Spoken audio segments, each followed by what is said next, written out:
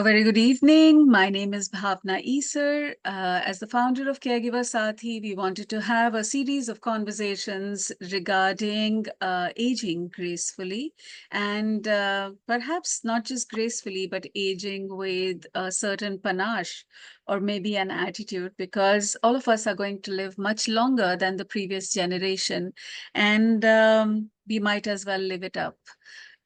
It is my pleasure to have Dr. Anita Kumar here today, who is an MD geriatrician from Mumbai, has 7 years of experience in the field. She's a fellow in geriatric oncology at Tata Memorial Hospital and has authored numerous national and international papers on geriatric care. Dr. Anita has been a speaker at various global and national forums. Recently, she launched a support group for geriatric patients at Holy Family Hospital and runs a WhatsApp group, Embracing Aging Geriatric Care, connecting people across 3 continents. Currently, she is organizing a free geriatric camp at Holy Family Hospital during 1st to 4th of October. I'm so glad that we are having this conversation, Anita. Thank you. Welcome. Thank you. So, Anita, to tell you, our community is about family caregivers and caregivers who are supporting other individuals through any life-limiting condition. Aging is certainly one of them, and geriatric care is a new field. I think a large number of people don't even know that there is something called geriatric care, and Yes. might be an opportunity for you to tell us your story, your motivation, and why you believe, what's going on in the world of geriatric care. Yeah. Hi, everyone. I am Dr. Anita Kumar. I'm a geriatrician by profession. I'm currently consultant geriatrician at Holy Family Hospital. Let's start with the basics. So, what is geriatrics and what is geriatrics? So, geriatrics is a field of study where we treat patients above the age of 60 years, and each country has a different cutoff. For example, the international countries, for example, the Western countries, they have a cutoff of 70 years. So, but we have 60 years because our lifespan is shorter than theirs. So, we cannot have 70 years. And a lot of things are surrounding lot of things are surrounding 60 years. For example, your retirement age or certain benefits for senior citizens, everything is surrounding 60 years. So 60 years is taken as the cutoff for the Indian citizens. And we treat all kinds of diseases. That's a common question I get as to who goes to a geriatrician. So that's a very I would say a complicated question because I would say anyone about the age of 62 should first go to the geriatrician because they are trained in a particular way to see. And I cannot explain, if you ask me why are you different? Well, because you have to come and see, you have to know there is a difference between the way a geriatrician treats a patient and the way the other people treat a patient. So I run this group called as Embracing Aging on WhatsApp, and if you all are interested, you can join. But the point is that this group, I every day I put out a message where I tell them about various aspects of geriatric care. What are the problems? What are possible solutions? And the day to day, I see stories. There are so many stories that I share, which will help other patients also deal with the situation. But if it is an emergency, you have to come to the hospital. I cannot come to your house and treat you when there is an emergency. I also do house visits, so which means that I go to the patient's house and treat the patients. But if the patient is critical, then obviously the patient will have to be shifted to the hospital. So that's about geriatrics, and there are many aspects of geriatrics, right? From mobility, mental health, medications. there is many there a lot of patients, I'm sure, if you're an older person, or if you're a young person caring for an older person, you will know that they tend to have many medications. Now that is called as polypharmacy. When you have more than that's the definition, more than five medications is called as polypharmacy. So if we don't know, what happens is, you go to a nephrologist, you go to a cardiologist, you go to another consultant, or another specialist, and each specialist tends to give their own medication. Sometimes it becomes a repetition, sometimes the medications become a repetition, sometimes there could be drug interactions also, and nobody thinks about it. I mean, it's not their job, but I'm just saying that those consultants will not bother about what interactions are happening, or what needs to be taken care of, especially since there is an older person, and the physiology of the older person is different from that of an adult person. So therefore these things have to be taken into a consideration, and these are what makes a geriatrician very different from any other doctor. I understand. Thank you for explaining that. I was also very curious of all the streams of specialization. What motivated you to take this stream? And of course, it is really valuable. There are very, very few people in India who have that specialization today. But what And was your even fewer in Bombay. Yes, I know, which is very fascinating. So, but what was your motivation? So when I was actually it all started with me. I've written a lot about this in various forums. I've spoken about it also. So I used to live with my grandparents, and it started there, I think, and their friends became my friends, and I kind of that was what started. But somehow I feel that I did not choose geriatrics. Geriatrics chose me. It is Mm. not my option. It was that particular field wanted me, and I'm very passionate about dealing with the elderly, and I have a different way of, I mean, I'm just passionate about giving out information, sharing information about geriatric care, and creating greater level of awareness among people, which is why I started this embracing aging group. And it's been beautiful. Now I have almost 300 members in my group, so it feels because people want to know, and a lot of people are genuinely interested in knowing more information about how to take care of their parents or grandparents, or uh, that's where I, of course, sorry for diverting, but yeah, that's how I started with geriatrics. And as I did my mbbs, I realized that I didn't know that there was a subject called as geriatrics. I almost wrote my fate, because I wrote some articles and I named it as geriatrics. The article names was geriatrics, but I did not know that there was such a subject available at that time. Then few years later, when I had to decide for my post graduation, I saw that there was a subject called as geriatrics, and there was no question of thinking twice then. So I just took it, and that's become my life now. That's an interesting, story to talk about. And I think that the way that I look at it is that given that India has the kind of birth rate history that we do, pediatrics have been around for and been consulted for a while.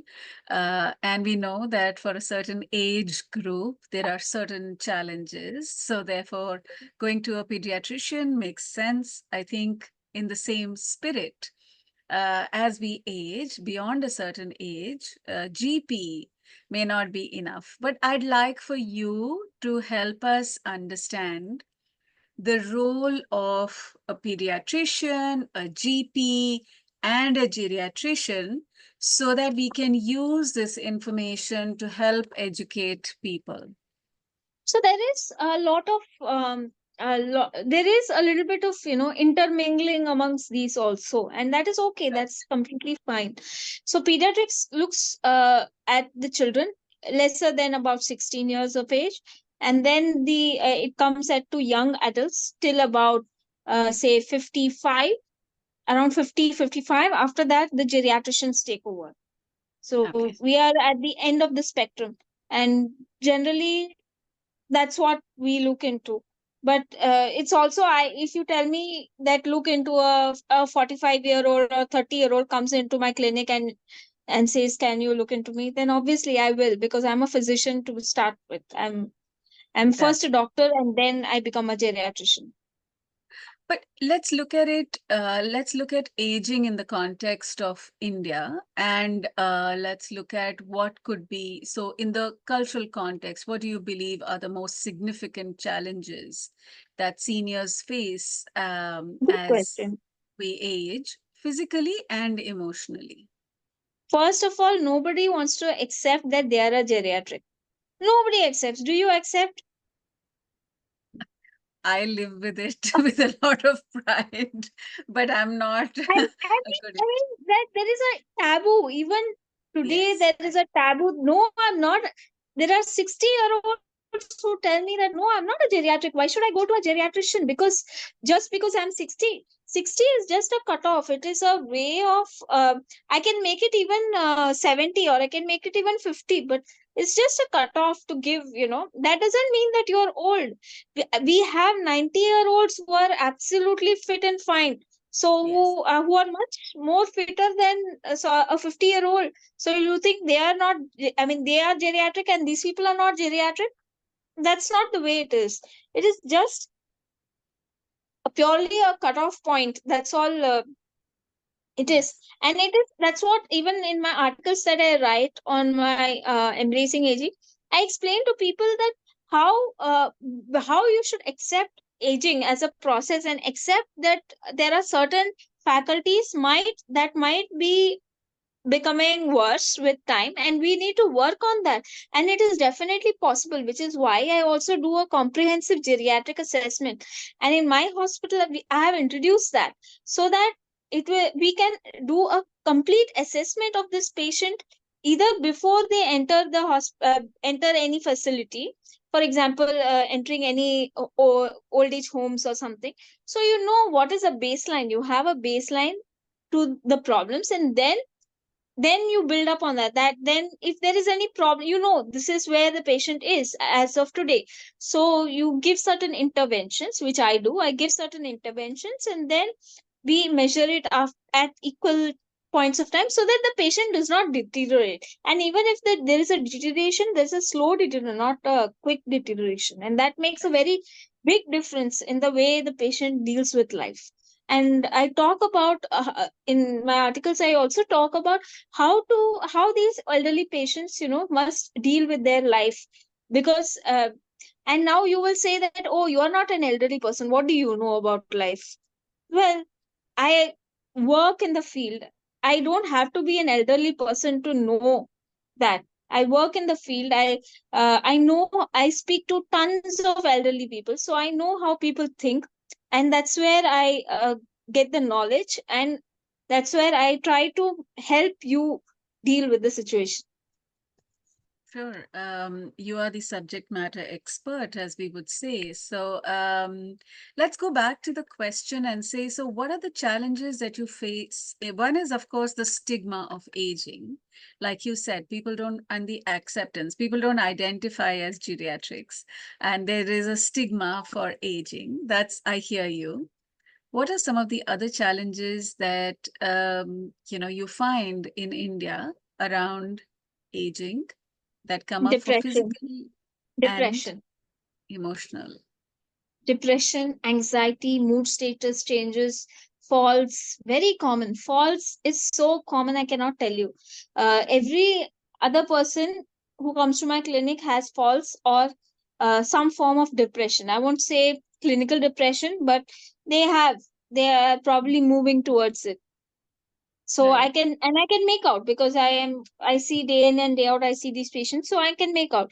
And I always also do certain mental tests, so to make out what is their current understanding of the situation, what is Mhm. how do they react to certain situations. And I always have a caregiver along with it. You won't Mhm. believe, even caregiver burden adds to the problem. I have some patients who have caregivers who are very, very bossy, who tend to be Mhm. very because they also don't know how to deal with the situation, so they are very stressed about, they are not able to keep things in control, so they become very bossy over the patients, and the patients then become rebels, which is what we That's a don't want. And that is why you need to go very slowly, very patiently. Talk to your doctor. Your doctor might give you an answer of how to deal with the situation. And that's what I do with some of my patients, and it's worked also. I understand. So, if I were to paraphrase what you just told us, one is, of course, people don't want to accept that they are aging. There's some kind of a stigma to losing your faculties or, weakening faculties. The other thing is that once, what comes along with age is the risk of falling down or hurting oneself, also loneliness, and perhaps different degrees of depression. And your experience also is that there is a impact of the family members. Now that's interesting for me because sometimes, as family caregivers, we become protective and we want things to go well, and that may end up becoming bossy, what you call bossy for the older adult. And if that's an issue in our cultural thing, what do you think is happening there, and what can caregivers be mindful of? What is happening there is that the caregiver is not understanding the situation Hmm. completely, and they don't have an answer to the problem as well. So Right. they are very jittery in Hmm. themselves. So that jitteriness kind of that just bogs down Hmm. the caregiver as well, and the patient, because they tend to Right. then tell the patient what to do, when to do, how to do. Everything has to be going as per their whims and fancies. So it becomes a little problematic for the patient, and the patient becomes a rebel and then says, I don't care, I don't want to listen to you, get out, that kind of thing. So Which is why a lot of people will say that old age is like your second childhood, because you're describing some kind of a rebellious child, and maybe the caregiver wants to be very controlling. I find that very interesting. yeah, also in fact I do house visits, a lot of house visits for for geriatric patients. And of course, if you need any house visit, I'm happy to do that for you as well. But what Mhm. happens is, in the house visits, many a times the relatives call me up and tell me that, doctor, she's not moving last 2 3 days, she's not moving, she's not listening to us, she's just lying down continuously. I go there, within seconds the patient is sitting up. And Right, this has not happened once, it has happened 4 5 times, right, and which makes me believe that probably they don't want to listen to the caregiver. They are being right, rebellious, they just want, and they want attention, so they are right, doing whatever they do. But right, I mean, these are some cases where the relatives thought that the patient was absolutely weak. But when I went there, the patient was perfect, getting up nicely, the with little bit of help, but getting up, sitting, walking a little bit, and then coming back. So then I have to go and counsel the relatives as to how to deal with such patients. It's a that's little different task. I understand, and that's a very good point. I think that it is to be mindful of how some of our actions could impact the older adults, and maybe everybody wants attention and they are feeling lonely or isolated. And I wonder if you see there is an impact of the changing family structures. Well, in Mumbai, people have been, nuclear families for a very long time, but, family structures But are there is a changing. difference. Nuclear families, at least, still there you probably at least the son or daughter probably lives with the grandparent, maybe not extended family, but just the immediate family. But now I'm seeing that many of them live abroad, and the children, Right, sorry, the parents are living alone at in India, or right, in Bombay, at least in the right, kinds of patients that I see. Most of them live alone with their caregivers. So what happens is that the relative is monitoring from the wherever they are abroad. They are monitoring on what of the patient, so they somewhere feel guilty that they are not being able to take care of their patient, which is very natural, because being being close to your family is different from being from US or UK or somewhere you are monitoring them. It's difficult. It's definitely difficult. So what I tell the caregivers is, don't feel bad for whatever is happening, because this is your current situation. There is no point in feeling bad or guilty. Let things happen the way it has to happen. You have to be Mm. open to it. I know you're feeling guilty, but if this is what your situation is, and if you are choose to be there, there is no other option you have. So let us go ahead and move ahead with this, and accept what the reality is. Right. Now, for those, they might be, what I'd like to, for us to talk about is some of the questions that came to us for this session. I'd like to take them up and then go back to some of the general questions. You spoke a little bit about depression among older adults. So one of the questions was, how can one engage oneself so that life seems to be meaningful? You should always help the, if you are a relative, then ask your parents to, or parents or the older person to relive their old memories, relive Okay. their old happy memories. Ask them to speak about their old happy memories, so that they feel like everything is coming back. All the good memories are coming back. Put good music, take them out somewhere, wherever they like. Um, I live with geriatric people, so I know how the way I deal with my people is exactly the way I advise people to deal with their own people, you know. So if I'm aging, right, which I am, and let's say I want to feel that I have, a meaningful life, or I don't want to feel isolated, what are some of the things that you would advise someone like me who in the next decade will be heading towards geriatric Be involved in your definitely? community.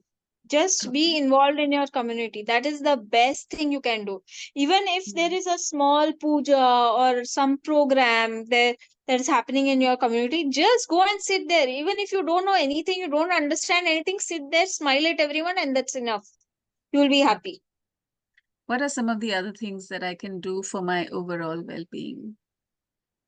As a elderly person, Yes, as I I'm moving from my 40s to my 50s to my 60s, what can it? basically you need to be mentally strong, and always believe that you have yet to do something. So in life, you Mhm. there has to be something yet to be completed. Only then you will be having that spirit to survive. Always the next have like my father, what he does, he has a notebook, and he has 10 100 things that is jotted down. I believe that is so good. I mean, you should keep jotting down what you need to do Right. tomorrow, and add the whatever is not completed, add it to the next day. Whatever is not completed, add it to the next day. That way you have something to be done all the time, and you will have some purpose in life, and that is very important. If your elderly is not able to have a purpose in life, they will lose it. They will lose everything, even their mental peace, everything, and your mental peace also will be lost. So, as caregivers, sometimes it can be that we can encourage people to have goals, and these goals can be daily goals or long term goals. And as we have goals, there's something to look forward to, there's something to do, and there's something to strike off in your to do list. And I think that can be very motivating to have some kind of purpose. Uh, Thank you for saying that. One of the other questions that has come up is that what could be some of the important things to take care of in terms of diet and nutrition? Because clearly, when we are adults, and like in our 30s and 40s, we pretty much sometimes even abuse ourselves, but you pretty much eat everything and you're not so mindful of nutrition. But as you age, what should you keep in mind in terms of diet and nutrition? I won't go in depth into diet and nutrition, but I would say that you have to be careful about your diet. Avoid red meat, avoid sugary and fried foods. That doesn't mean that you completely stop it, but avoid it as much as you can. You have to be mindful of what goes into your mouth, for sure.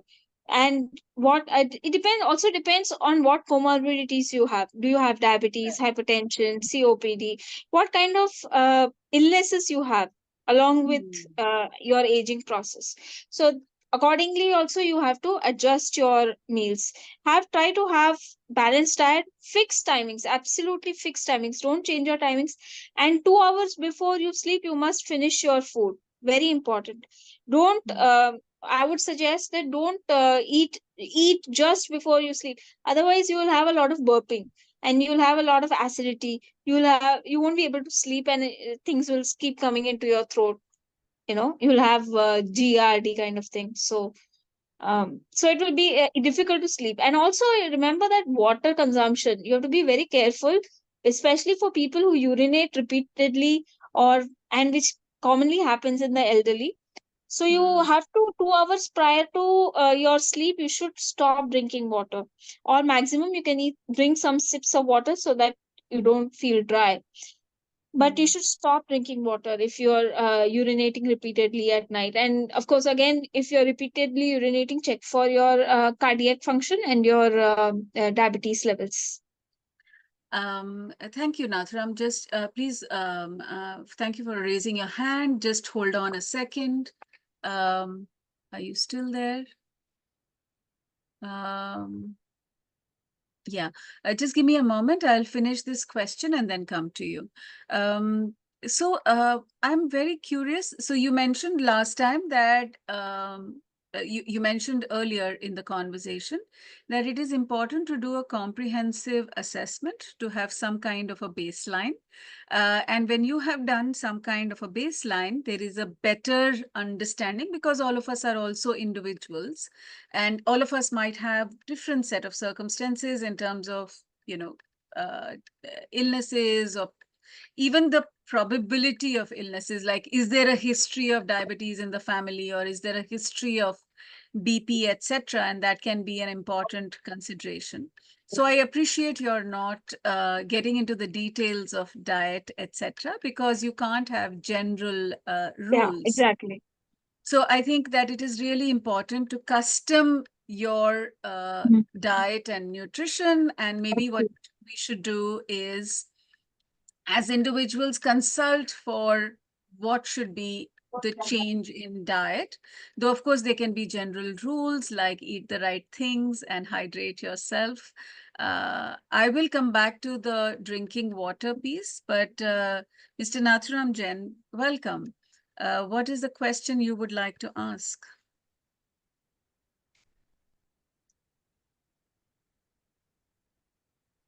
Hello?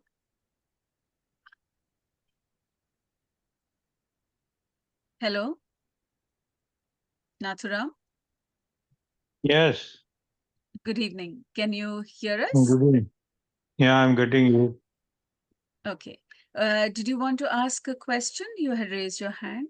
Yeah, I had a question. Yes, yes.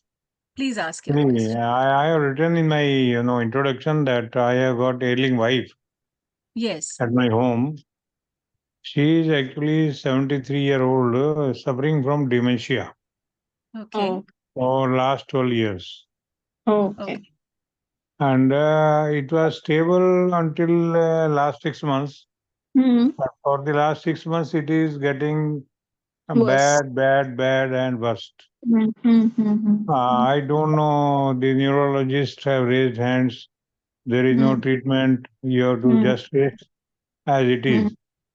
I don't know if there are some countermeasures or some ways out to face the situation, Yeah. whatever the way it may be. Mr. Hmm. Nathuram, that is a common problem seen by the geriatrician actually. And Hmm. this probably is first I have to see the patient, that is goes without saying. But also we need to calm down the patient at several levels.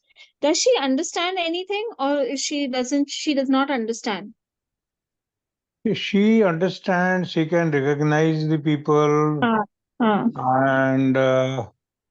and many things are okay, but many things are not okay in the sense mm, that mm, last 6 months when this deterioration started, mm, she lost taste of food.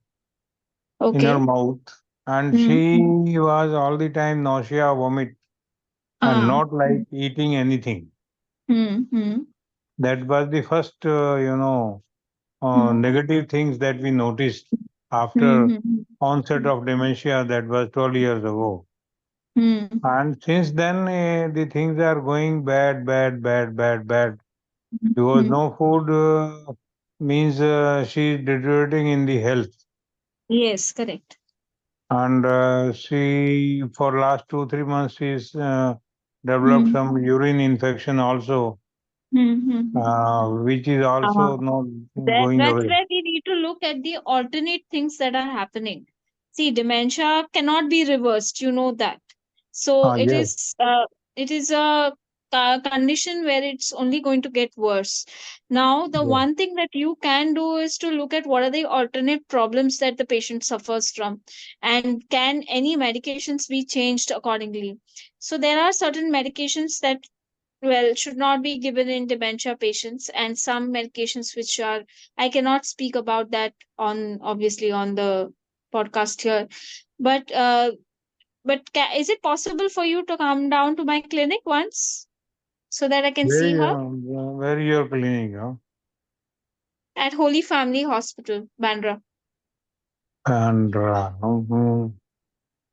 I can try sometimes because I am Yeah. also 82 plus. I don't know Oh, how to perfect. come out and move. Okay, we speak about Yeah, this after the podcast, maybe. And yeah. Bhavna will help you connect with me whenever needed. So Hmm. we'll talk about this after the podcast, because this will be need a little bit of understanding of the condition of the patient. No problem. We can talk about Where are you because based, Mr. Nathuram? yeah, please. Where are you based? I am here in Mumbai, Kanjur Marg West Okay, in Runwal Forest. right, Oh, right. okay. And do you have, are there any other family members with you? Yeah, I got my son here and his wife. We are staying together with my Okay, wife. okay, Okay. okay. Mm, We'll see what we can do.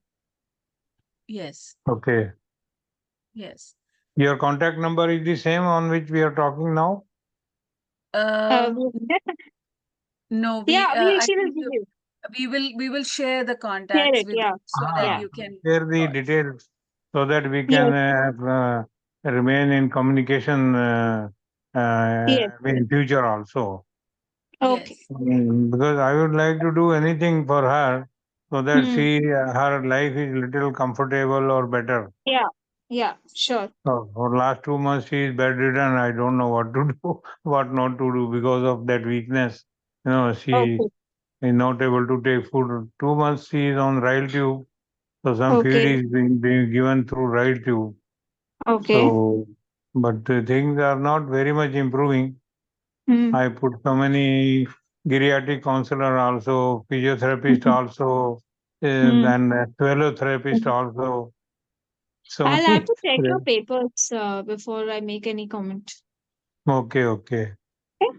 Yeah. yeah. This is, I think, a Now, very this is a specific consultation, and I yeah, yeah. think you should consult separately, like for the specifics, and Okay. maybe if you have general questions, then we can take those. No, Yeah, no, it's a very specific question because yeah. I'm 82 plus. I don't have any problem of my mind or brain.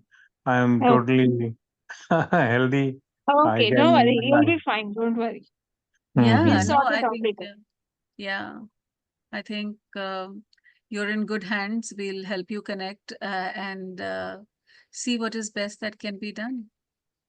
So Okay. thank you for joining. How did you You get can to know continue. about this?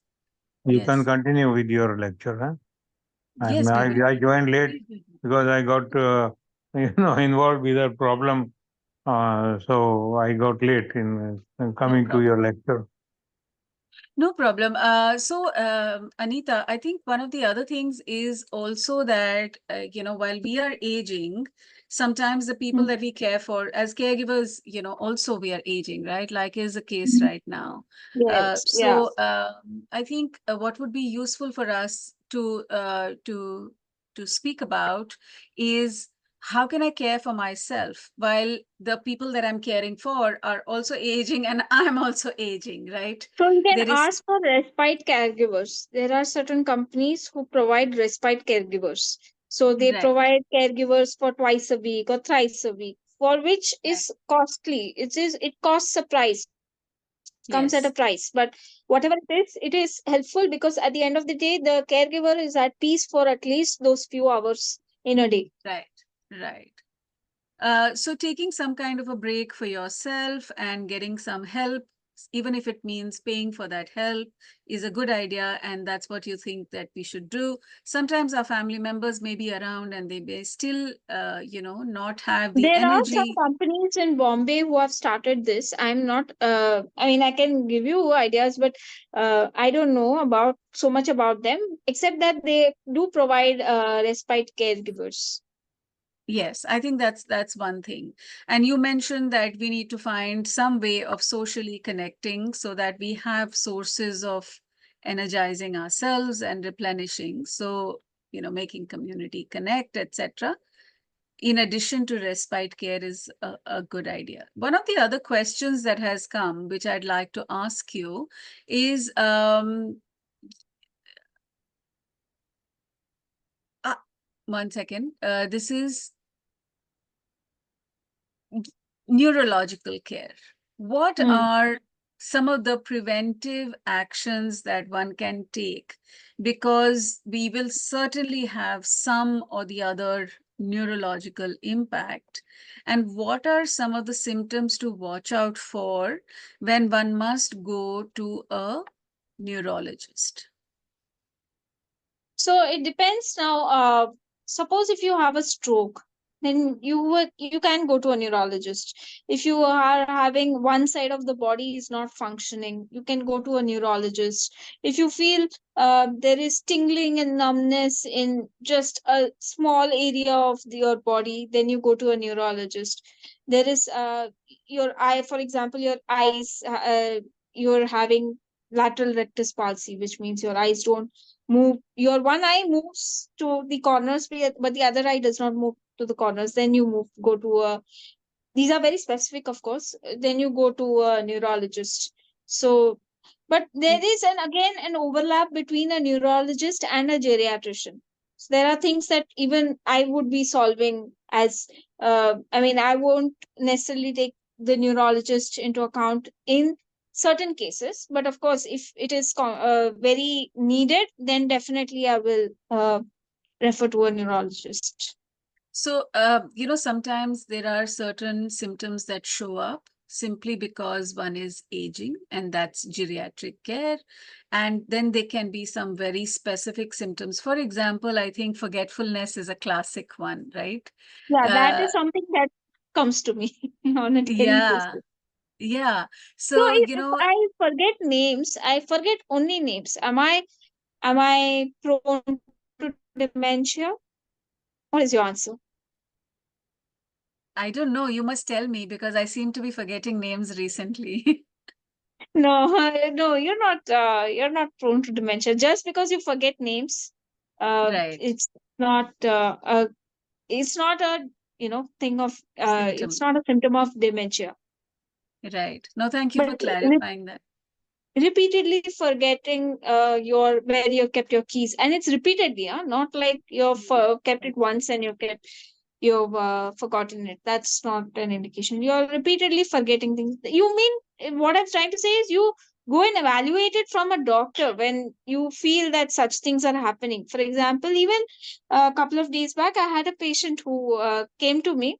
He was telling me that he has been recently forgetting, or rather 6 months he has been forgetting his names. Like I just said, he's been forgetting names. So he was very worried that maybe he's moving towards dementia. But when I did the evaluation, I did not find anything as such. It must have been so many other factors. There are other medical problems that might be also be relating to this problem. So you cannot absolutely say that it's probably dementia or it's my cognitive impairment. You can't say that. That's a good point. But I do think that it's a good idea for us to not be fearful, for us to not, worry that, oh, this It's will okay. mean You this. can get yourself evaluated. There's nothing wrong. It doesn't take long also. Yeah. So I think that getting oneself evaluated or assessed and then figure out and then take preventive action is probably a better thing to Absolutely. do than to worry about.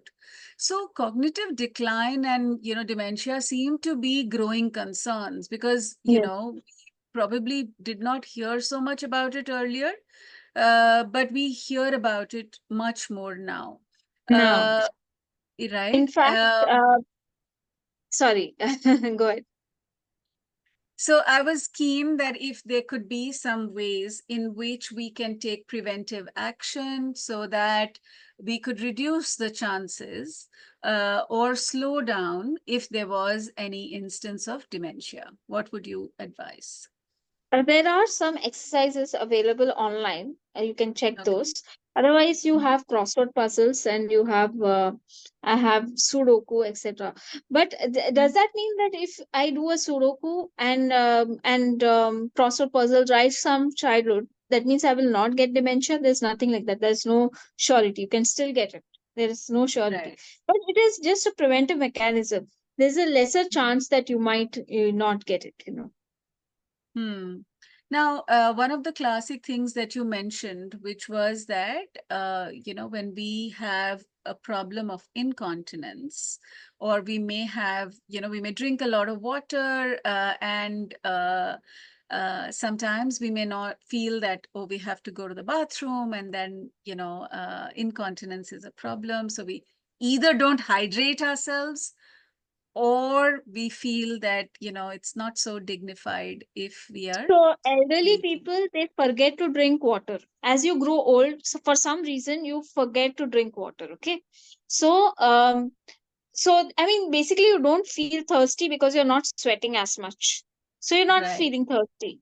So Hmm. so you tend to forget drinking water, and that is a problem because then you're not hydrated enough. And then by the time it is night, you feel very thirsty. You start drinking water, and then you go to sleep. You feel Right. that maybe if I go to sleep without drinking water, I'll become thirsty. So you Hmm. drink water and go to sleep, and now you feel like you want to urinate. So you get Okay. up 3, 4 times, and then you lose your sleep at night. And then you wake up in the morning all dehydrated because you're not Right. slept all night and you're passing urine. I think One my more thing I wanted to tell you that there is nothing wrong in wearing adult diapers. Just for everybody who is listening to me, there is absolutely nothing wrong, even if you are saneful enough, but you are having incontinence, you are passing urine without your knowledge, it's coming out, there's hesitancy, there is difficulty in also in passing urine. Please wear your adult diapers. Nobody is, it's not a shameful thing, and nobody cares. You have to be happy and you have to be functional, which is more and safe, which is why it's very important that you wear the adult diapers. Nothing wrong. I'm so glad you said that because I would have brought that up because one of the issues around what we perceive as our dignity, right, is sometimes I remember my grandmother resisting for a very long time, saying, I don't want to, because there is some kind of a preconceived idea that this is something children do. And I should not be doing this. But I think if we want to be independent and if we want to feel dignified, then there is no harm in, just like there's no harm in wearing glasses, there's no harm in wearing diapers. I mean, it's as simple as that. You'll be Uh, more safe and you'll be more comfortable at the end of it. Might cause a little discomfort, but at least you know that nothing is coming out and you will be safe. Right, right. Now, with regard to managing one's well-being, managing one's health, and taking preventive care, I was curious to get your perspective on physical activity every day, and your view on exercises or practices like yoga and meditation. What do you recommend? Yoga and meditation, I tell almost everybody as much as they can. I mean, finally, it is your choice how much you are able to do. I cannot tell you that you do only 30 minutes or you do 1 hour per day. That is Hmm. a choice you have it depends on how much strength you have and how much you can pull off. Okay, so Right, there's no perfect answer to that. That because everyone has a different body structure, different requirements, different medical problems. So you right. can't give a perfect answer to that question. Okay, okay. But you do recommend that everybody should have an element of Absolutely. physical exercise Yeah. and must have some parts of yoga and meditation on a. If you're not able to do like exercise as in gymming kind of exercise, but at least maybe walking around also will do good. Yeah. So And for brisk walking, not simple walking. okay. Okay. Brisk walking every day is what you recommend. Let's look at the role of caregivers, and there are all kinds of caregivers. Sometimes we are in our teenage and we have grandparents, and sometimes we are slightly older and we have busy lives and we have children and grandparents. So, if let's say you were to give advice to caregivers about older adults, what are some of the things you would say? Let's say top 5 things. Uh, Accept that your parents are older. Accept that there is a reversal of roles. So Mm-hmm. accept that uh, you will have to change a little bit for your parents, and if you have children you have to change for them as well. As a result, your mental faculties might be affected a little bit. You might be what I mean to say is you might be a little bit stressed, Mm-hmm. or maybe excessively also. But learn to accept that situation, because it's not a permanent situation. It is a temporary situation. You will get over the situation, and eventually you will manage both the sides. So Right. you'll come out a winner only, but you will have to have that patience and that perseverance to manage both the areas. Okay. What are some of the things that young people can do in order to support older adults, not just in your home, but probably in your community? Listen to them. Listen Mhm. carefully to them, and don't listen just because they are old. Listen to them as a friend.